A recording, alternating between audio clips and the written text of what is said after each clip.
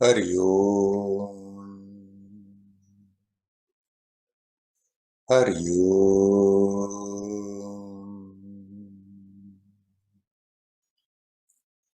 Hari Om.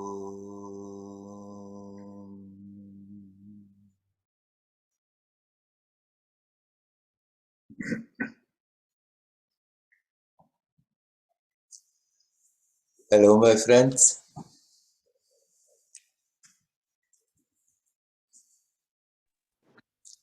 I'm still in Zurich.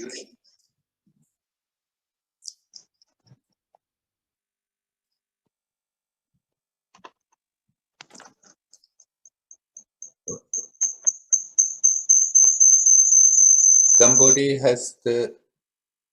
okay. There was a microphone on.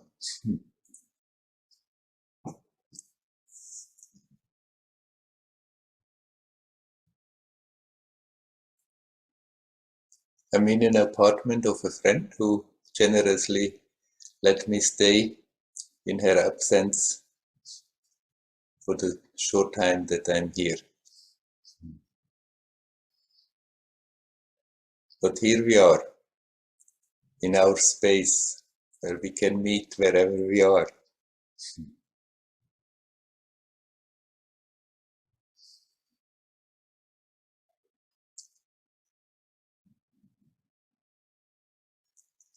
We came to this world to learn, to grow. Just now I met a friend. He said, is it not simply to be?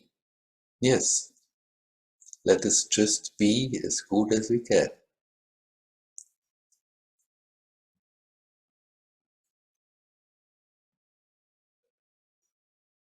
But if it was just a matter of being able to be, we would not need to come here.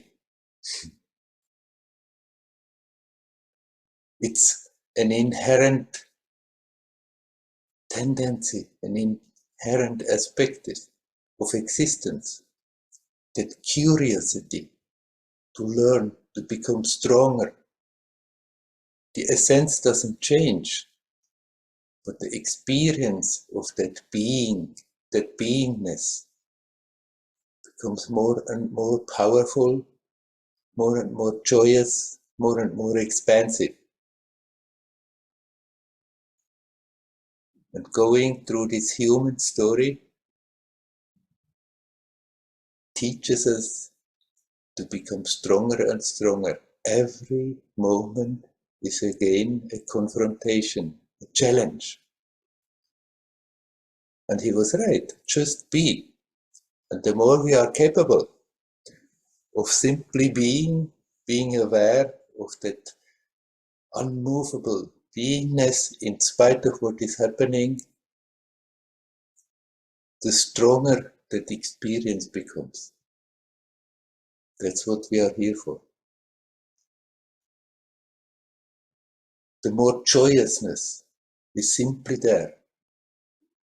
Joyousness is a natural aspect of existence, but with the increasing strength, the experience of it keeps on getting intenser, intensified.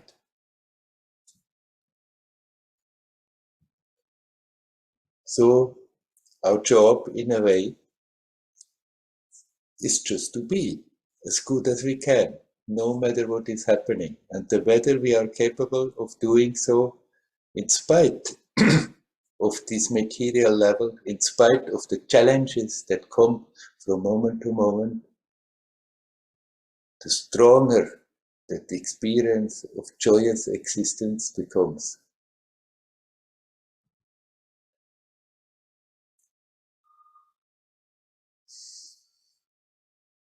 With that, I'm coming to a question. Marcos, an old friend, we know each other since the early 80s. And now since a long time he lives in Thailand. He wrote to me, but how big a role willpower is playing in this process. It's said that sincerity is an important aspect, maybe the most important aspect in our spiritual path, that we are not just doing that as a hobby, but that we go about it with sincerity. How much is simply anyhow fixed? How much can we with our own willpower, with our own decision, influence that? There are people that say that if sincerity is there, it's God's grace.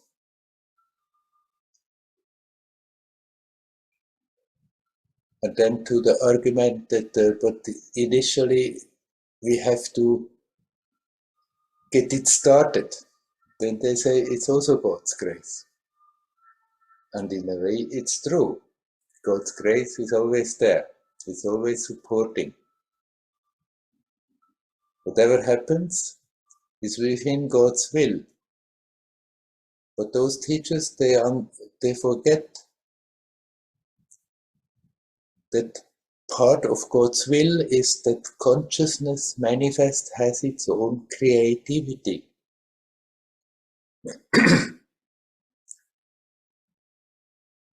Then the whole story starts to make sense. Some teachers deny that there is any sense in the whole creation, in what we are going through, but this is not true. There is profoundly a sense in it. And that's exactly what I said in the beginning. Essentially, it's not going to change, but the experience of the divine essence becomes more and more expansive.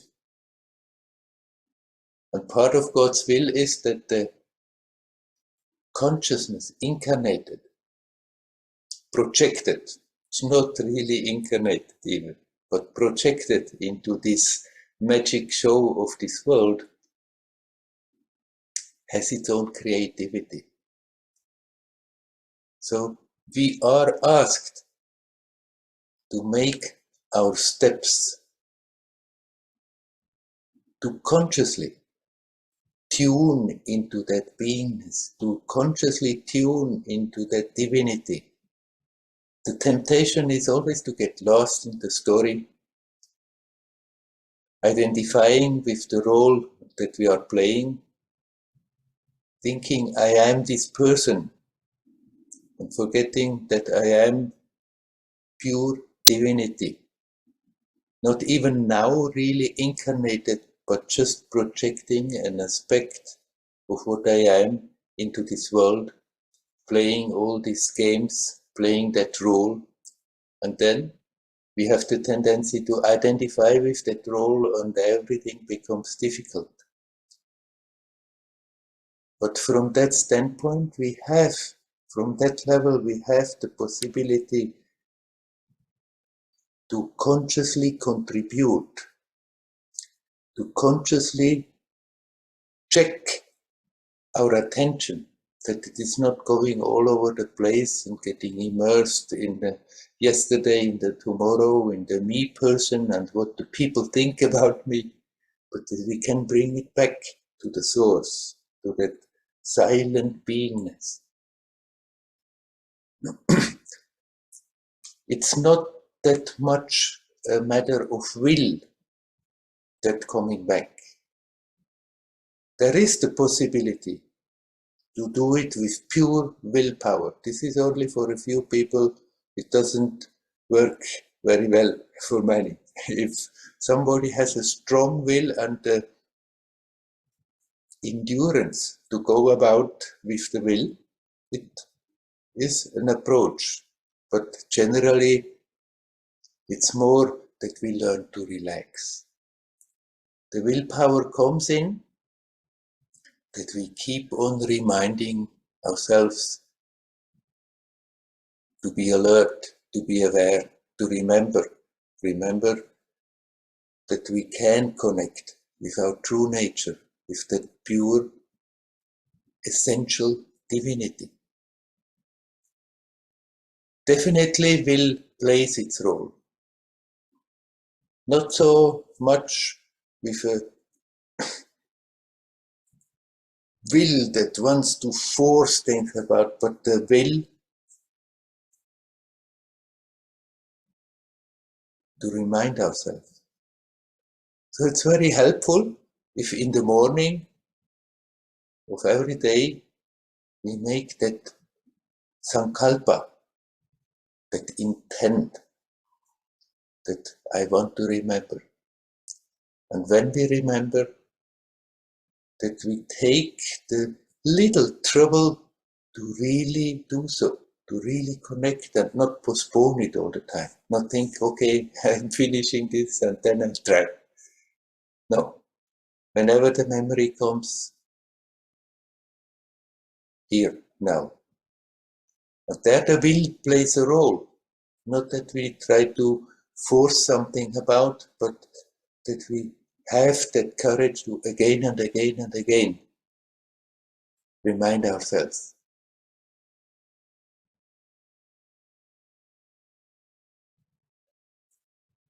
Of course, there will be always in every situation many influences, many other aspects, but our constant input becomes more and more powerful. So the will is used indirectly, not that we try to force things about with willpower, but we have the will to continue, not to give up. Even if there are periods where it seems like, oh, I'm not getting anywhere, I'm always turning around. We don't really ever turn around and round in the same spot, even if it feels like that. But just the will to have the courage to consciously go on, reminding ourselves that it is worth the trouble. It's that which matters most in the life. That we don't just go through life half asleep, being pushed around by whatever influences are there, but that we really take that responsibility of using our capacity to consciously connect. And then still we have to accept there are so many other factors playing a certain role, having an influence, but many times it won't be easy. Many times we will be distracted. Many times we forget.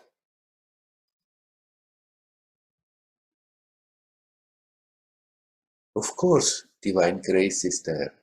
It's always there. But actually, our step to open up to that is the crucial factor that it starts to manifest. And the more we do that, the stronger that divine grace is manifesting. It's not that we have to just think, okay, it's all divine grace, so we wait for grace to come. We can wait forever.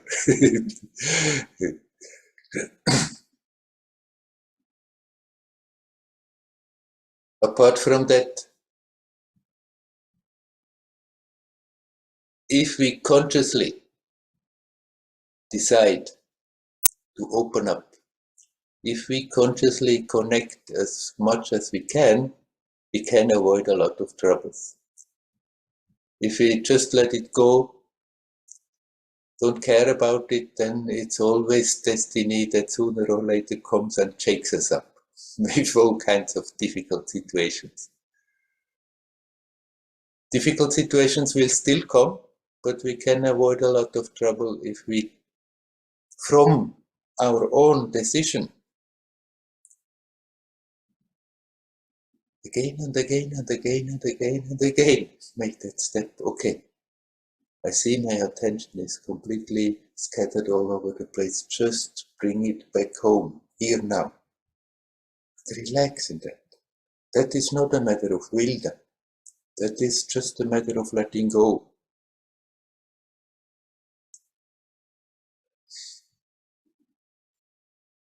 We can't force grace with our will, but we can invite grace. And that is not a terrible, willful action, but still, we have to use our will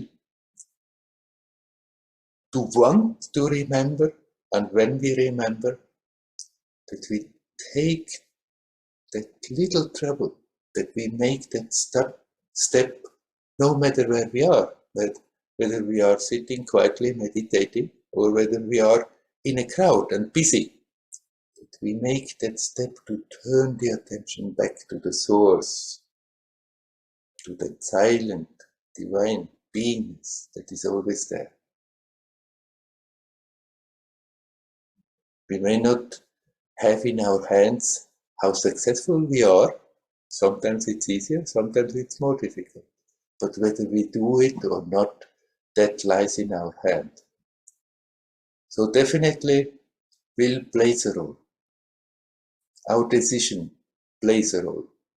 It's not simply written in stone what's going to happen. From moment to moment, how we deal the situation is a new aspect that is being put into the current that will form the situations in the future.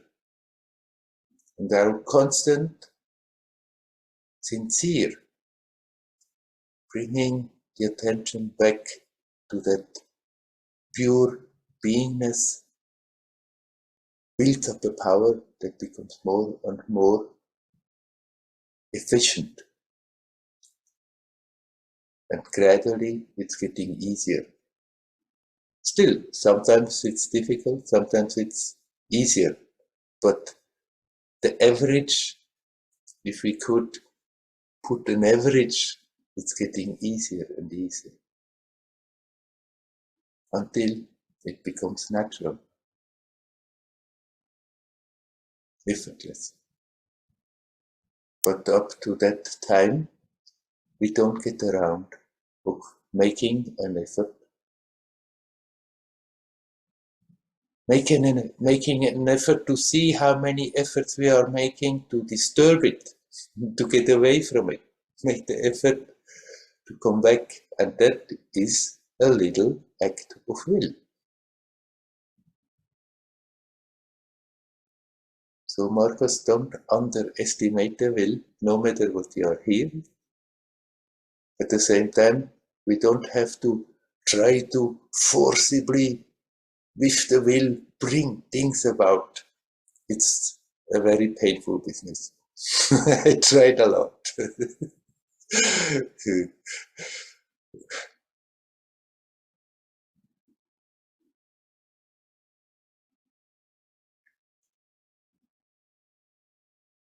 And here I'm connecting a question from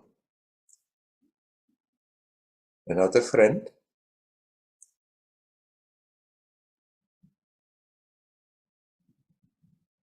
He says, is there any sense in it? Is it all predestined? Can we at all have an influence in the whole journey? And yes, we can. There is the destiny as like a cloud of probabilities. And the more we go half asleep through life, the more this cloud will just manifest. The probabilities will just manifest, and the story is just unrolling itself, predictable. But every time we step out, and you do step out, when you bring the attention to the timelessness of the now, there comes a new aspect in it that was not predicted. And he asked, does it really make sense? Is there any sense in it? Yes, there is a sense in it.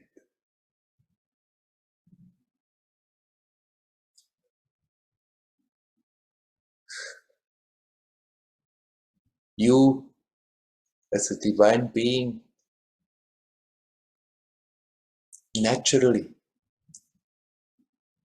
want to expand. There is that childlike curiosity there to experience. And at the same time, we can learn even when we are experiencing, no matter what, no matter on what level, that the awareness is still there. There is that aspect that is not affected by it. The more we are capable of doing so, the more powerful that experience of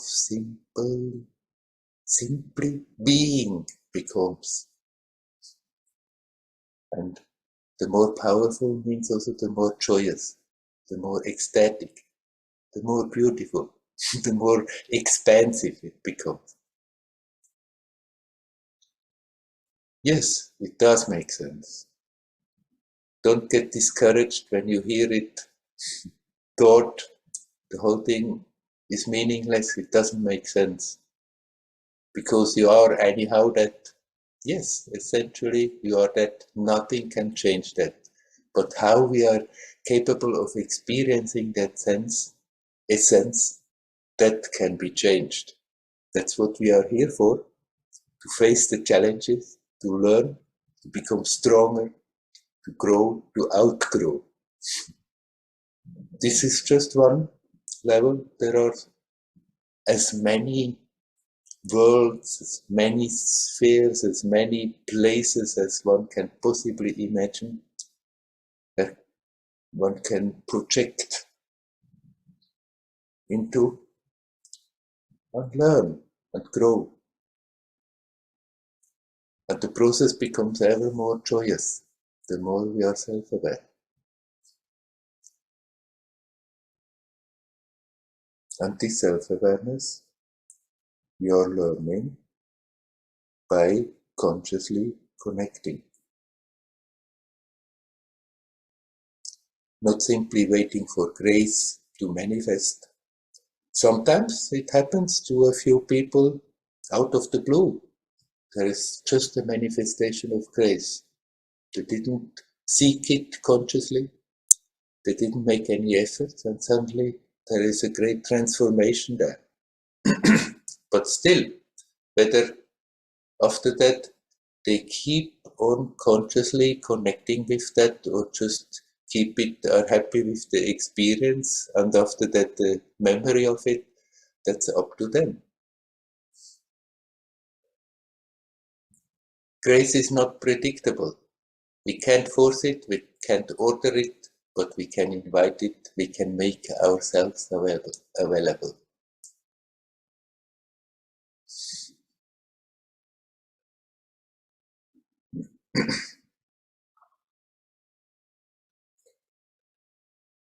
And then I will reply to a question from Natasha.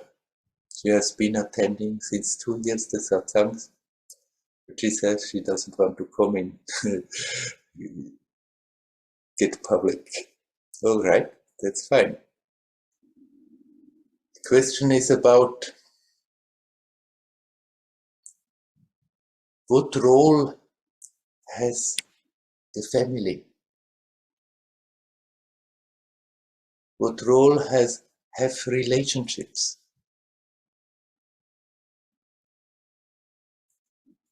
In a way, are we obliged to go along with all those ties that we are born into, or can we sever them? The question comes because there is quite a tight situation with one family member. It's always hard with a lot of confrontations. And her friends tell her, no, you have to make more efforts. The family is very, very important.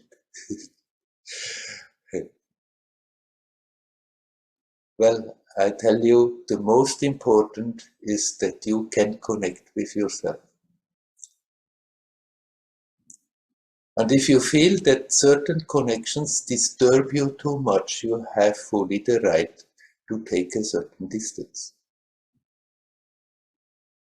It's not at all your lifelong duty to keep a close contact with somebody of whom you know. If I keep that contact, it always is painful and disturbing.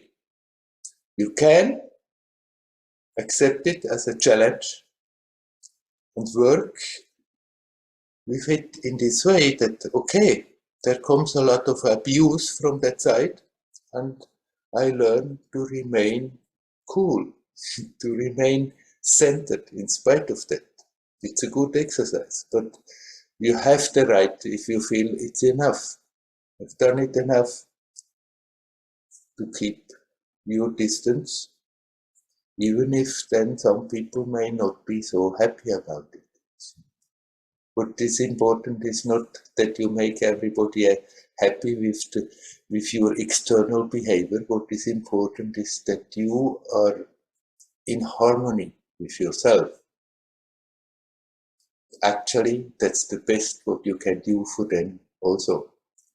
The energetic connection is still there. If we have grown up with somebody in the same space, naturally, there is a very strong energetic connection there. We can't avoid that.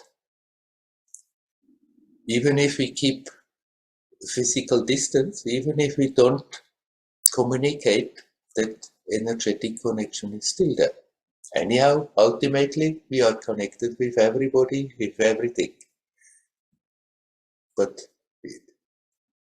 if we have grown up together, if we have been living in the same household with people for a longer time, there builds up an energetic connection, which after that is just there. And if you do that, which is good for you, which you feel is good for you, and you blossom, and you become stronger, then actually the others are benefiting from it also. Those with close connections, close energetic connections, will also benefit from it. The whole field around you will benefit from it.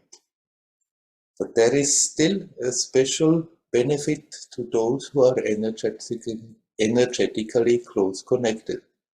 And so even if they are not happy, if you withdraw more, but you feel that's the right thing to do, then you have the right to do so. And every real step you are making on the path is also benefiting those who are close to us. They may not like it, they may not understand it, they may not agree to what you are doing, they may not agree if you keep more distance. Do that which you feel in your heart is right.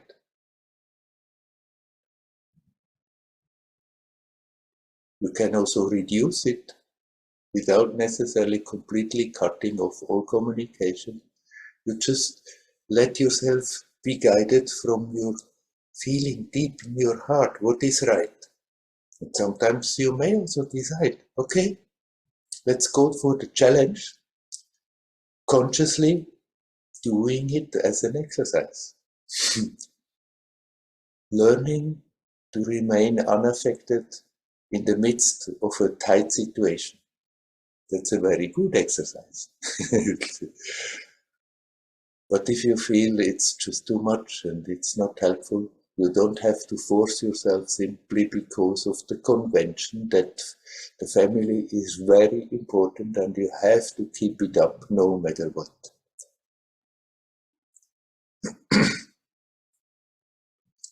So I hope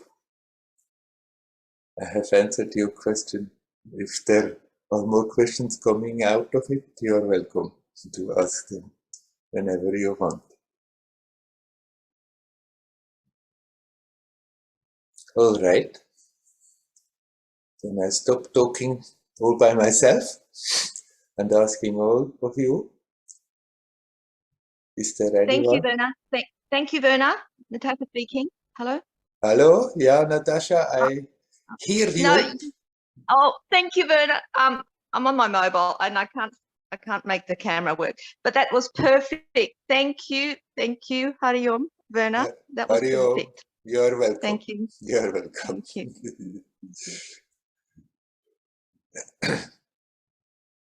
Okay. Is there anybody else who would like to say something? You're welcome to come in.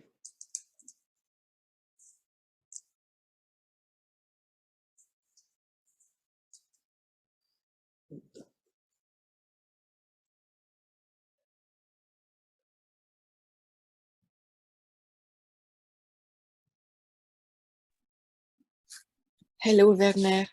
Hello. This is Sandrine. Sandrine, yeah. Hello. Yeah. Thank you for all what you said. I'm passing a terrible time. A lot of loss. So many loss. All together. And I know it couldn't be different. I know it's for me. And I'm passing from so much clarity. That's it. It's just obvious. And some kind of spiral, vortex, I would like to die. I see it. I see the personage. I see all the sadness, the blocked once in a time. But it's so much extreme. It's so much extreme. So I'm coming back. I'm really, I would say, bhakti. So I'm really, I can have some gratitude because I know it's something like a volcano under this. But I lost many people or relation. And it's perfect. But it's painful. It's painful. Oh, yes. It's painful. It's like everything collapsing, and it's a lot in the sense, what is a lot? Some people lose all their family, but it's all together, and sometimes I feel just the grace of this. But it's like all memories, body memories, wanted you going back and to keep what you had, relations, and just sometimes on the edge of saying, I don't care, I'm going back to what is painful or what, not to face the void, I don't know, a lot of betrayed in all this. And it's like the ego saying, I want the truth, or it's just wow. And sometimes I feel all my body like a clarity of it. It's so much lives in the now that I won't get it. Sometimes the mind saying, Sandrine, I don't want to live again. I won't, in the sense, I don't want to come back. It won't be impossible to have all those lives to go through. And that's the most terrible. Because sometimes I see all the personages with all that stuff. It looks like a mountain to pass through. And it's something just taking you down. Yeah. Yes, sometimes it seems like this. Then what we hear, what we read, sometimes what we have experienced in glimpses ourselves, and then when we look at our state, what is happening, it seems to be such a huge gap in between that it seems to be impossible, but that feeling is also created in our own mind. We are always close. And suddenly, sometimes big mountains that seem just absolutely impossible to get over them, they just disappear.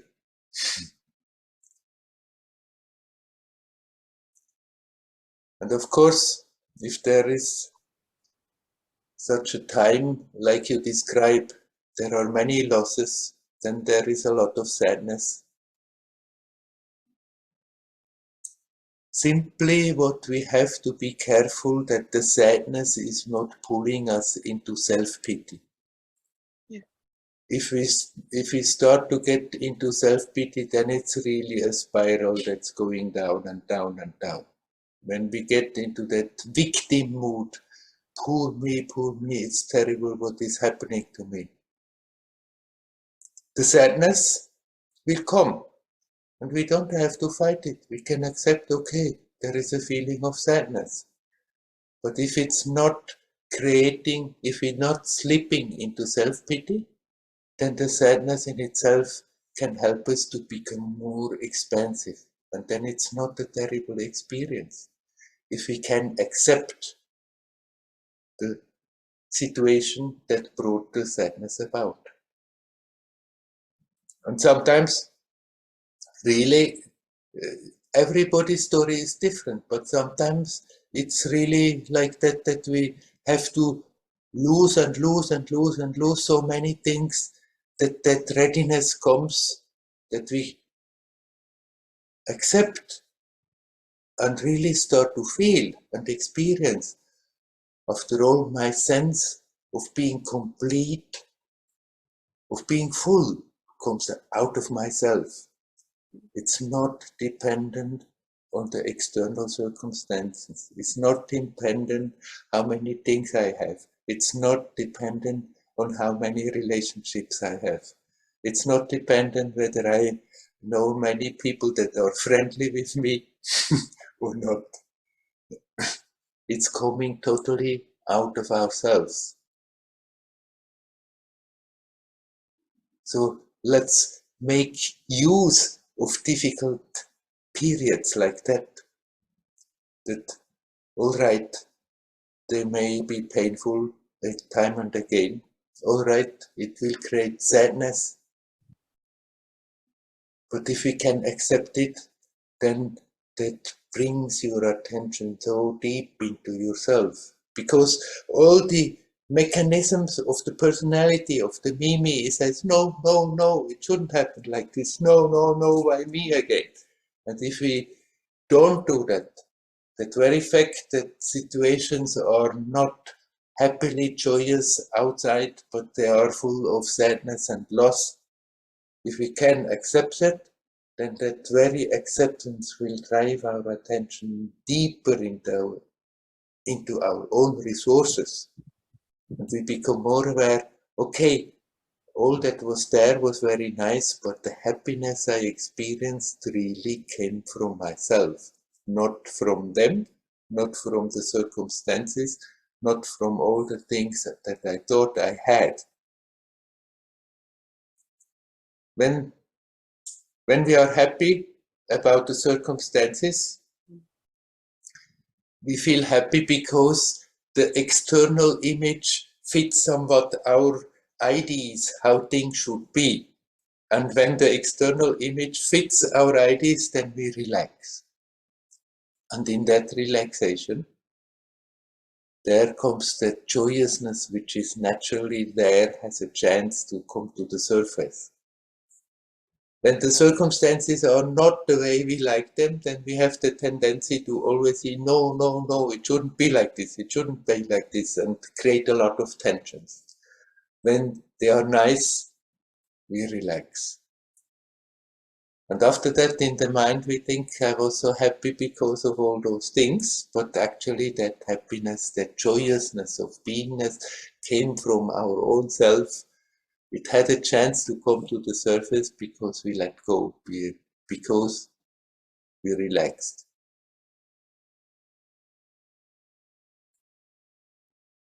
All we have to find is that capacity to letting go, to relax.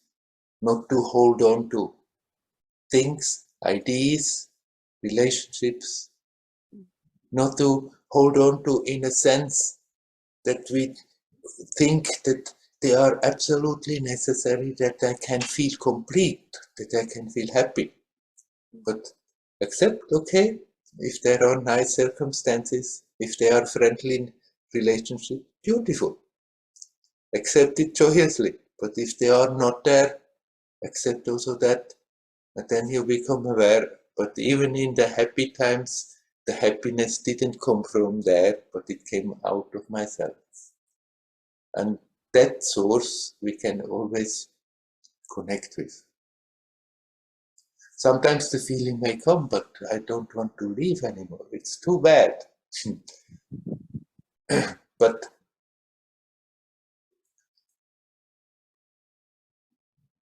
use that feeling not to somehow try to run away from life, but use that feeling, okay, I need not go live in the sense that I need not go out and try to find happiness somewhere from the outside, but let that be a spiritual death.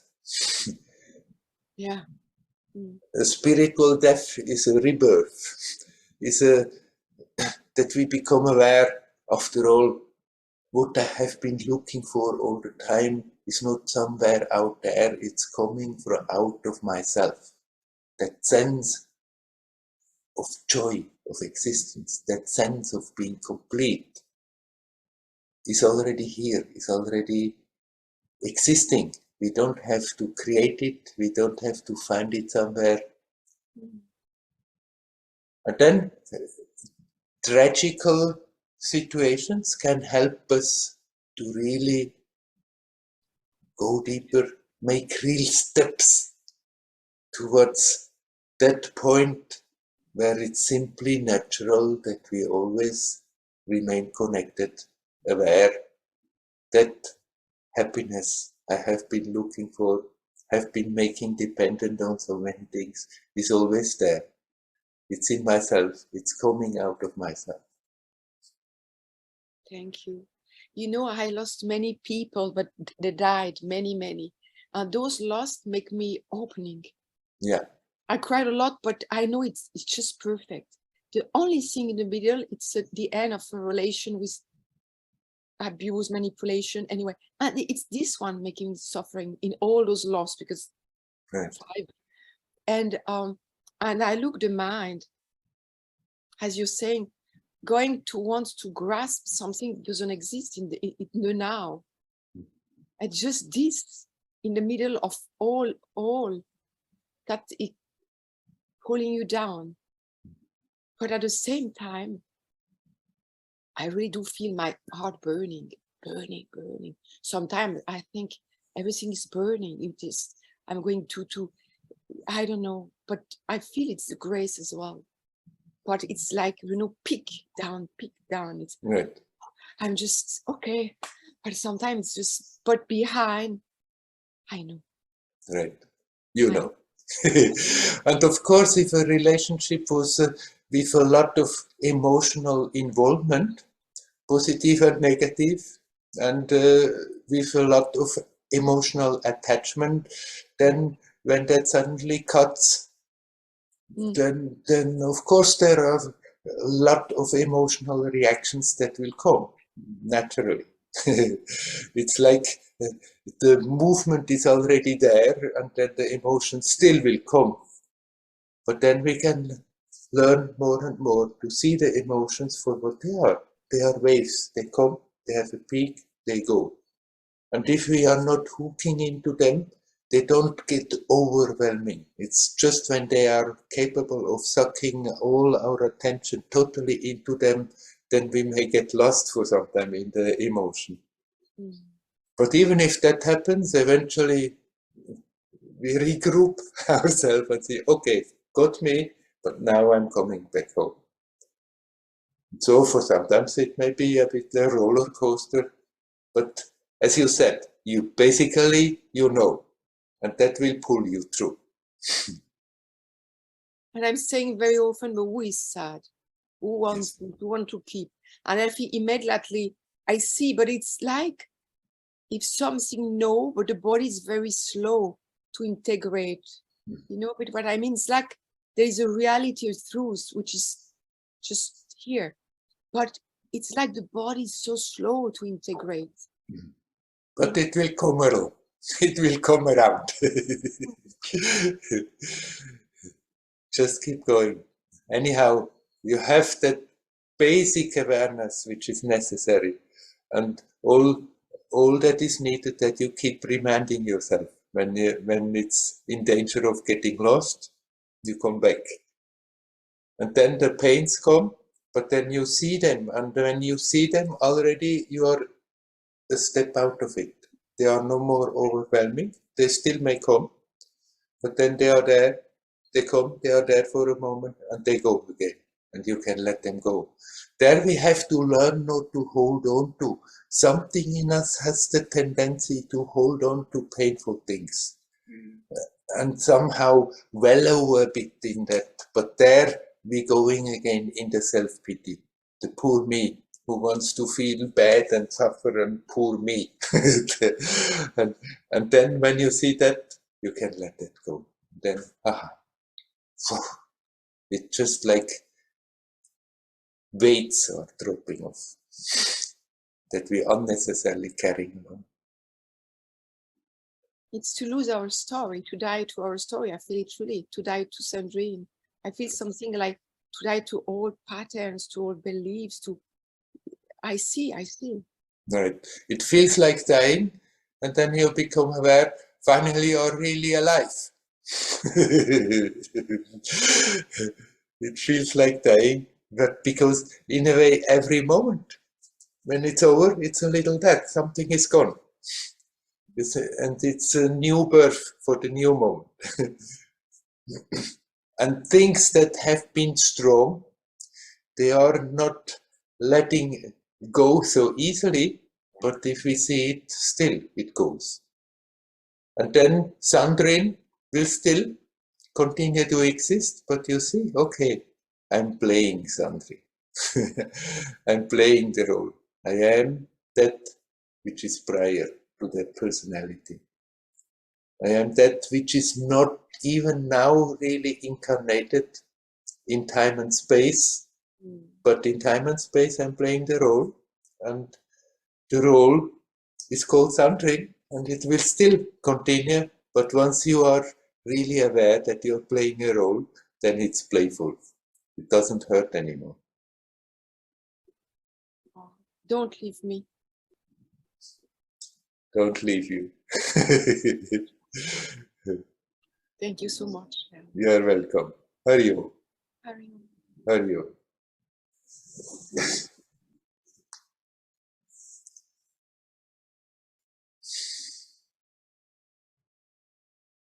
Is there anybody else who would like to come in? You're welcome.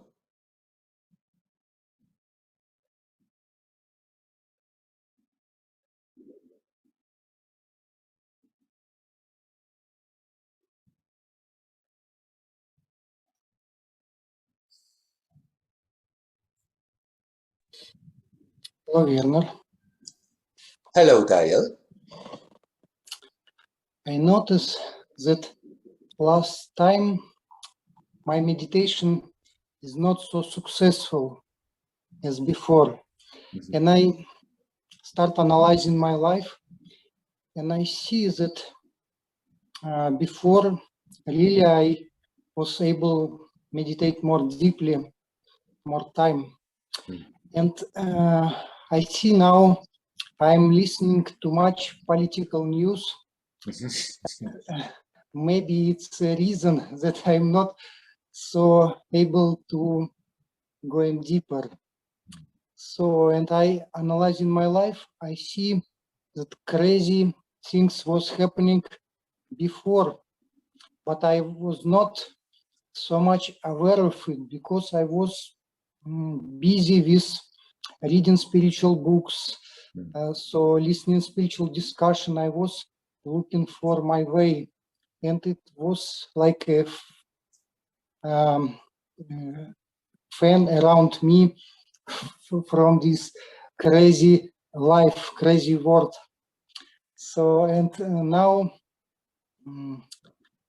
I realize that I should keep my space more peaceful somehow.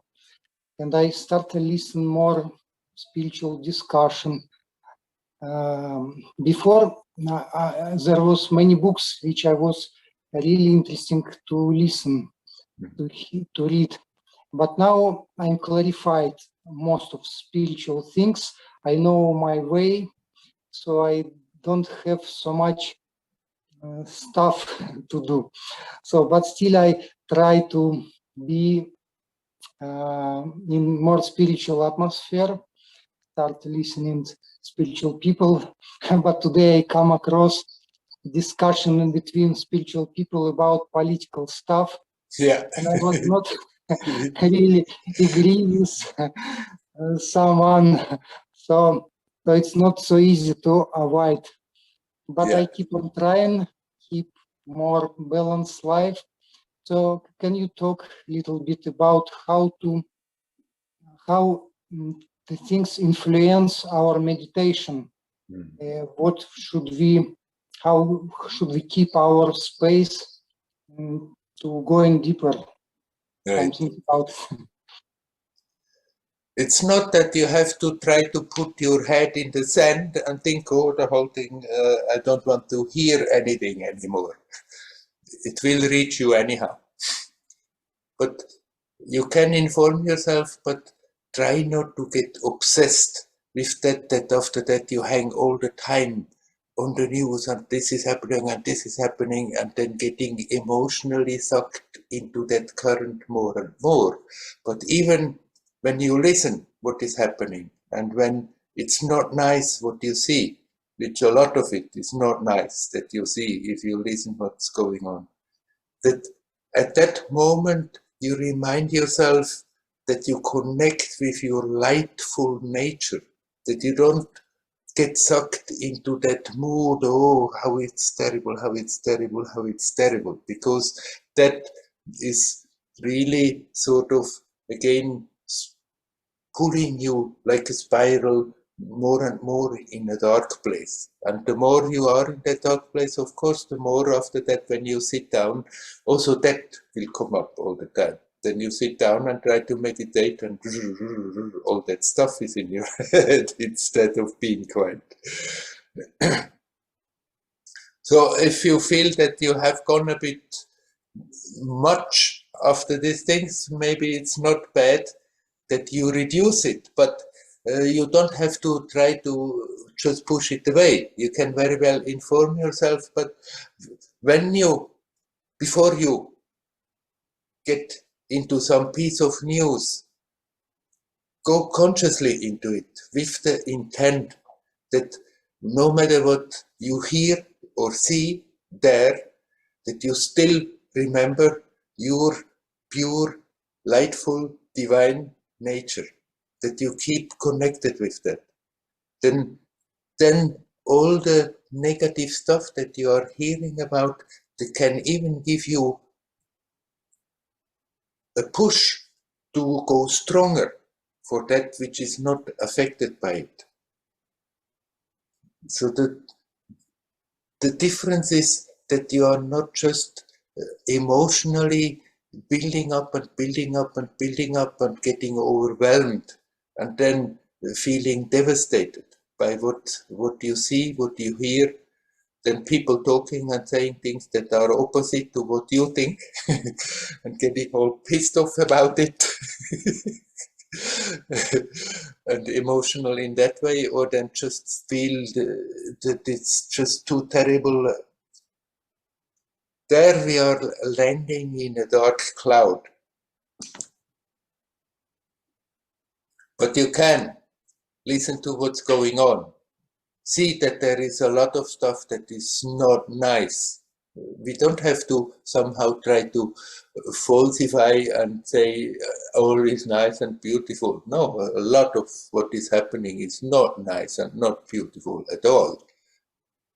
That doesn't change the fact that you what you are unaffected by it. Connect with that part of it, even when you listen to what's going on.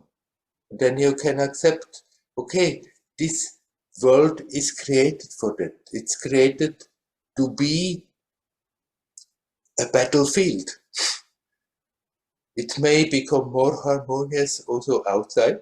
It will, but it gives us from moment to moment the possibility to see tensions, to see difficult things, to see very bad things, and at the same time learn to be aware there is one aspect of you that is not affected by it. Connect with that, relax in that. And then you are also aware more and more that all the people who are out there and who are suffering, even if they are not aware of it, they are not suffering in vain, because it makes them also in the long term stronger. And they also, each and everyone is connected to that divinity all the time. They just forgot about it. And that is the real problem, more than what is happening outside. And what you can do is connect as strongly as you can. And then when you see what people are going through, you connect with them while seeing that something beautiful from you can also flow to them and make it easier for them. It's not really directly that you have been watching the news, but then that you emotionally get so sucked in. That is disturbing your peace. And the emotions will come, but then you also see the emotions. And when we watch the emotions, they come, they are little waves, they come, they have a peak, they go. But if we are getting sucked into them, we're feeding our life force into the emotion, and the emotions get bigger and bigger and bigger and swipe us away.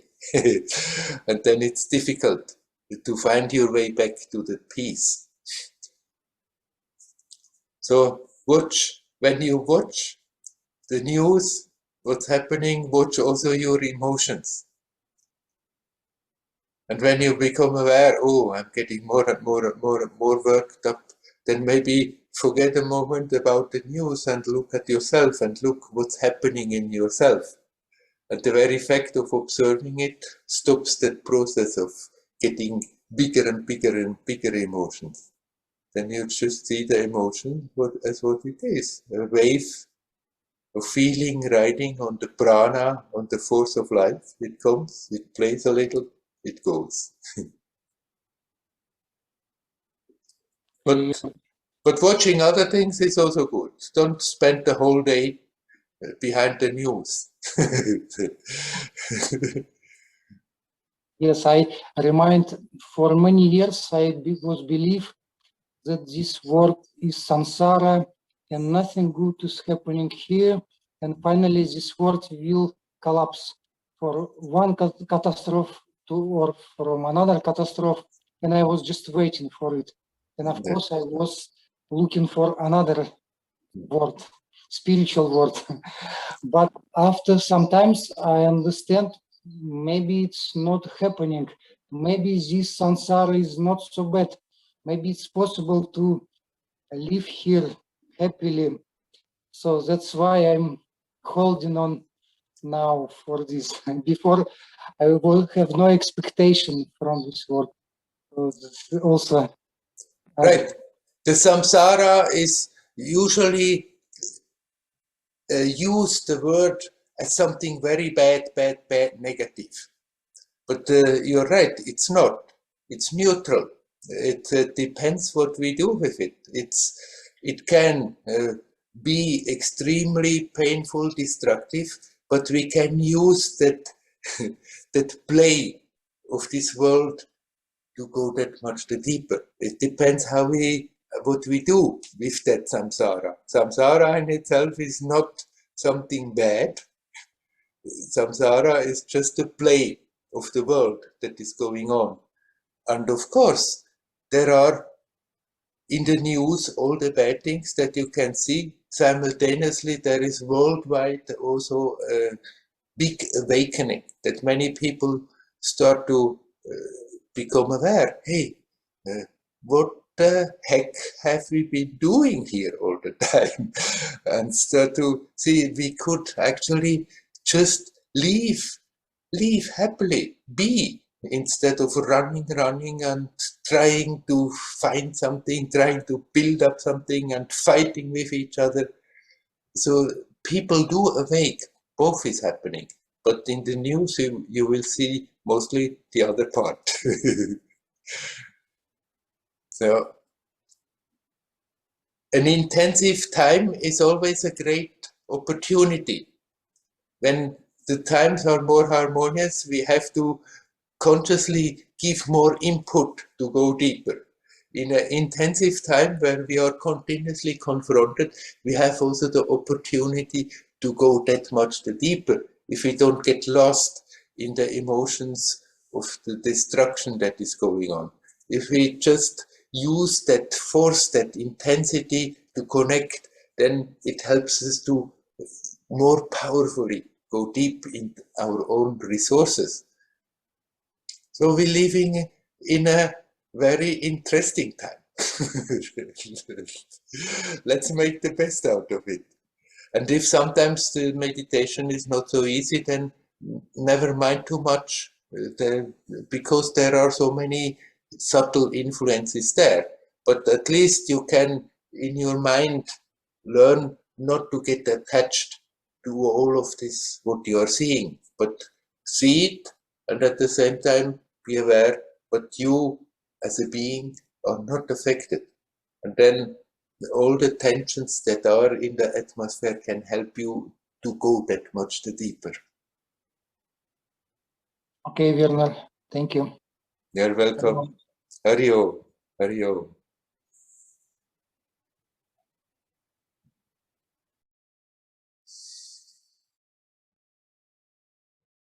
Is there anybody else who would like to come in? You're welcome. Yes, hello, Werner. Hello, Leora. Actually, today I'm reacting to the very present, as you've been saying all these things to dial right now. Yeah. And also to the lady before. And right now there is a war going out here. And it was quiet for most of the session. And right when you were talking with the dial, again, I can hear the noise of the war. Oh, it's right now there in Israel again happening. Yes. I see. It started yesterday at 9 o'clock in the evening. It's on and off. So I'm not really in danger because the village where I live is not in the direction of where the Palestinians are directing. But this time it's very strange for me because it seems like due to political reasons. Yeah. It's always political reasons, but specifically now it started very strange, very unusual for me anyway. And somehow this time I don't connect to the... It is a tragedy after all, altogether, in the wide spectrum. Every year, it was last year when there was something like that. Yeah, yeah. And all the time there is tension. Tragedy for both sides, of course. Yes. But something in me, I think, you know, all this year, which was challenging, I mean, all the time with the COVID, and then I became sick, and then this whole year with the practice, with the sessions with you, I'm definitely in another place. And I'm listening to you. And you always say, don't take things so seriously, and it's a magic show. This time I actually do feel it's a magic show, and it's unfair for me to say that because people are suffering in places close to me. They have to run to the security room, and the small children, and also in Gaza, I don't want to speak about that. I mean, that's a disaster. People are being killed, their children.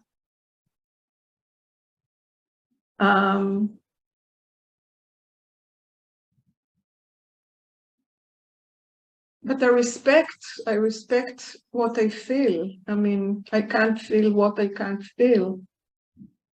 When people call me and ask how I am, and in the evening, in the night, usually it's more serious, but somehow I'm okay with everything that is happening.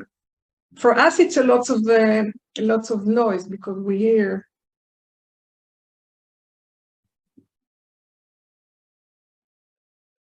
So, but this time specifically, I feel that it's like a magic show, as if somebody planned it. And I will not go into politics, so I don't want to say what I have on the tip of my tongue now, but like a man's made. Wars are always in a way man's made, but specifically this, to me, it seems that it was absolutely unnecessary.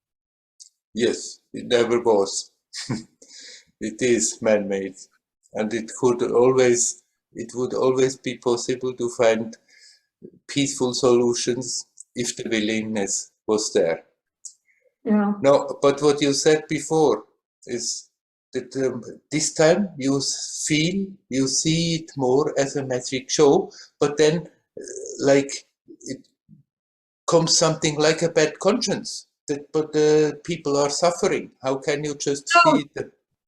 No, not bad conscience.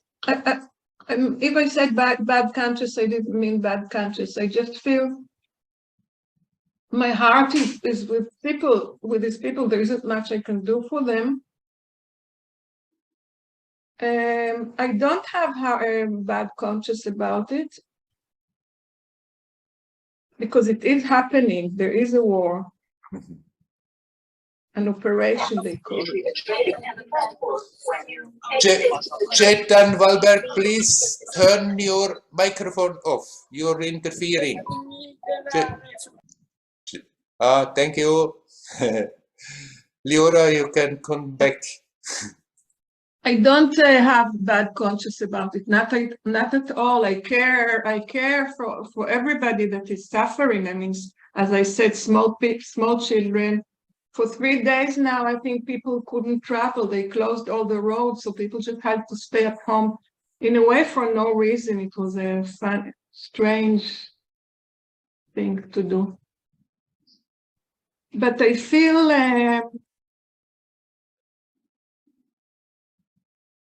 maybe as if I'm taking like a superior stance or something. Who am I to say that it's a magic show? I mean, it's many people are involved, and there is a lot of suffering. So I feel not bad conscious, but like something awkward, maybe I would say. Right. You know, to become aware, this is not as serious as it appears. This is really just a magic show. It's not as real as it appears. Doesn't mean that we close our heart to the suffering of the people who believe fully in the reality of this world and suffer because of that. We can feel the pain of others. We can feel the suffering of others without being sucked into the pain and the suffering. Still being aware it is not as real as it appears. But for those who experience like this, to be aware that it is not real, not as real as they think, doesn't mean that we are taking a superior stand and looking down on them and somehow close our heart, but we can feel very much the pain they are feeling. But then there is that knowledge they don't feel that pain in vain. They go through that, and something very precious is also happening, that even in that pain they are growing, something is expanding. And it's your best thing that you can do, to be aware that you need not become miserable because of the misery. You're not contributing anything positive by becoming miserable. Although the mind is a bit tempted to think, after all, then I'm sort of it's out of solidarity that I'm also becoming miserable. But all that we are doing then is bringing more misery into the space. That doesn't mean we should just somehow negate it and try to stand above it, and it doesn't concern me. No, but you can see what's going on, and in your situation you cannot possibly avoid it since you hear the whole thing. But you still connect, and that's what you can do. And then don't sabotage yourself by thinking it's not right, or by feeling it's not right, or feeling somewhat. It may feel awkward because usually you didn't feel in this way.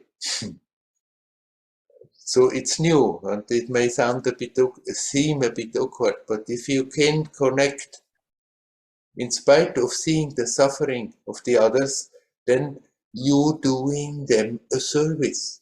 Then you connect with the suffering, and you connect with that space that is not affected by it. Then you make it easier for them also not to get so much lost in the suffering. So don't sabotage that new experience that you are having now, that you are capable of seeing it as a magic show. By all means, cultivate that. And at the same time, you still can keep your heart open, see the pain of the people, knowing it's momentary. In the long run, they are not being thwarted. They are not going through it in vain. It's not for nothing.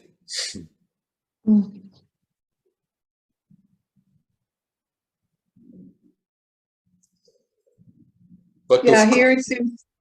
But of course, you're right. It's man-made. It's always man-made.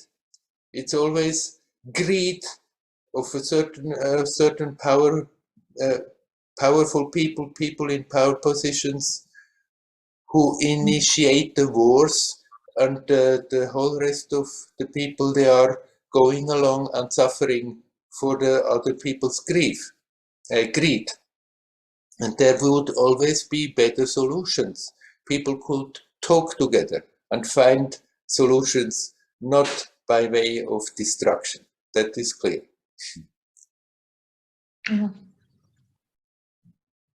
Yeah, this time specifically, it seems even more, and it's very clear how you said it, that some people benefit from it and Yes. use their power, and yeah, this is very sad actually. Yeah. Right. Right now, it's just more obvious, whatever has been the case. Yeah, right now it's more obvious, and again, doesn't matter to go into the detail and the facts. No, let's not go. And also, it can be a combination between what is actually really happens or happening, and also the way I absorb it, or my consciousness, the way it deals with it, which probably something has changed recently. I know that for sure, for the better. dealing with their life experiences. So it's probably a combination always. It's not something is right and something is wrong. It's like always also a process. Right. Yeah. But you are well informed to continue in the same direction and not let the feeling something may be wrong doing so sabotage you. No, I can't go back. I can't go back. I'm now in the place where I am. Right. So, yeah. Okay. Shall we leave it at that? Yeah. Hari Om. Hari Om. Harry, thank you. Yeah.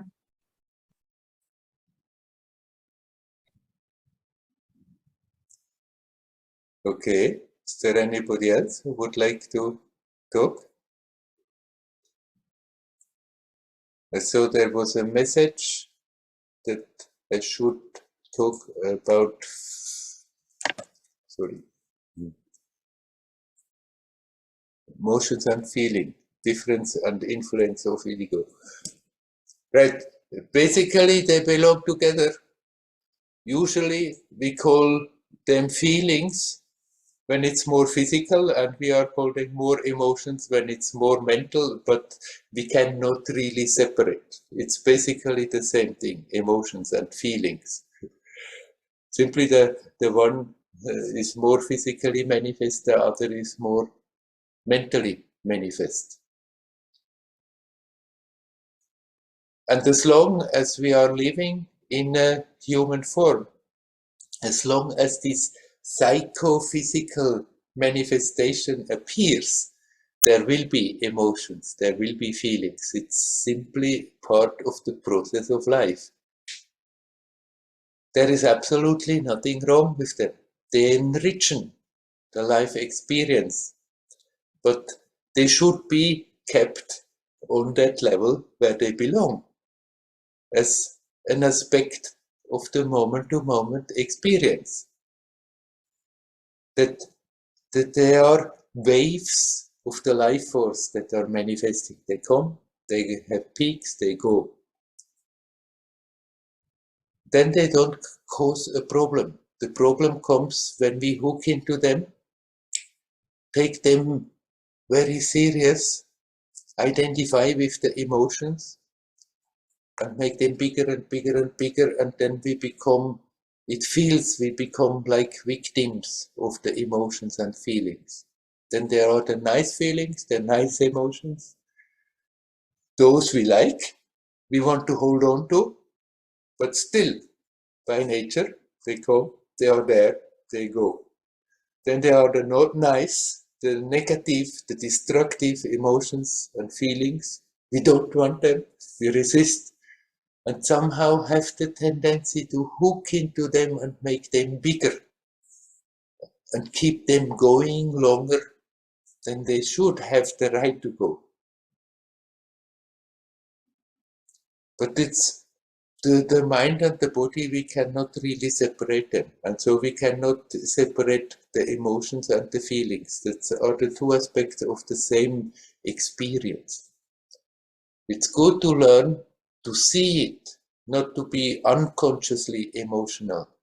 To learn to be aware of the emotions, of the feelings that come and go. Then we can actually enjoy them. Then they really consciously enrich our life experience from moment to moment, and they are not enemies anymore, because they are where they belong on that level, and they don't grow beyond that. If we are not aware of our emotions and feelings, then we have the tendency to, instead of looking at them as an aspect of the experience, making it to the center of the experience. Then it becomes the boss of the experience, of the situation, and then they are so big, and then we are victims of the emotions. Moment we feel very happy, well, everything is wonderful, then it goes, and then we feel miserable, devastated, because the emotions that is being evoked by the circumstances dictates like this and becomes bigger.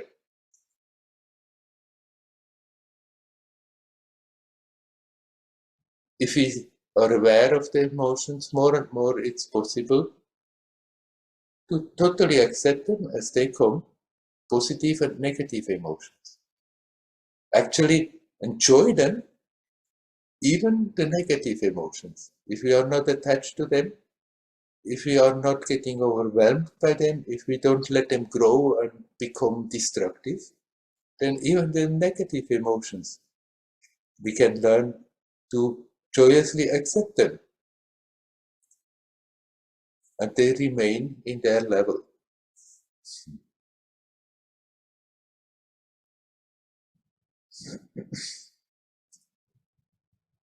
So just remain detached from them. See them, let them come, let them be there, let them go. And then you are not affected. You're aware of that aspect in you that is not affected by it.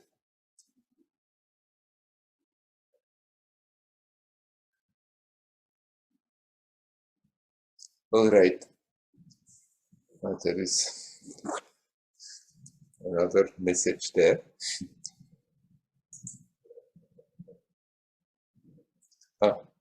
You're welcome.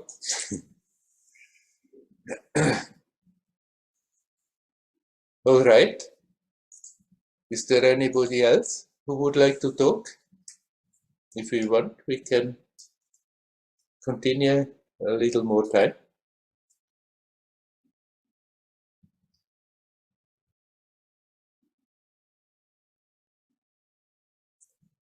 Seems not to be the case immediately.